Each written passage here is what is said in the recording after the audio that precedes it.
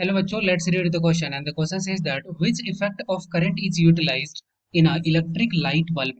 Okay, तो बोल रहा है कि इलेक्ट्रिक लाइट बल्ब में कौन सा इफेक्ट करंट का फॉलो किया जाता है या फिर यूटिलाइज होता है। इसके लिए की कॉन्सेप्ट क्या हो जाएगा। क्वेश्चन का की कॉन्सेप्ट यह हो जाएगा हीटिंग इफेक्ट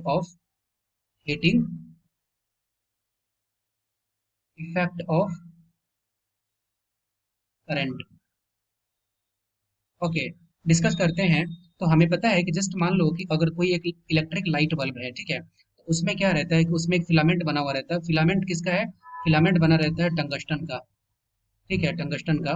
उसके थ्रू अगर मान लो कि करंट जाता है तो ये क्या होता है, ये हीट अप होता है। ठीक है, ये हीट होगा। और हीट होने के बाद इसमें से क्या होता है कि 95% जो हीट है वो लॉस हो जाता है।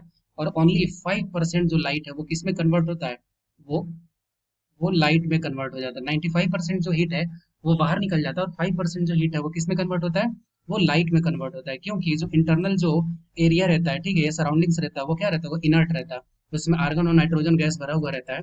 ठीक है। और ये किस पे बेस पर रहता है, ये रहता है जूल्स लॉ, जिसके अकॉर्डिंगली एच का वैल्यू किसके बराबर होता है, आई स्क्वायर आर इंटू टी। और आर क्या है, रेसिस्टेंस है किसका, इस बल्ब का, कितने टी टेम्परेचर टाइम के लिए जा रहा है, और आई कितना फ्लो हो रहा है। इसका मतलब हमसे पूछ रहा था कि इलेक्ट्रिक लाइट बल्ब में कौन सा इफेक्ट यहाँ यूटिलाइज होता है। तो इसका राइट आंसर क्या होगा, इसका राइट आंसर हो जाएगा heating effect of current.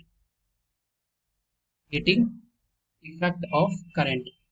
Heating effect of current. I hope you will be understood it well. Best of luck, thank you.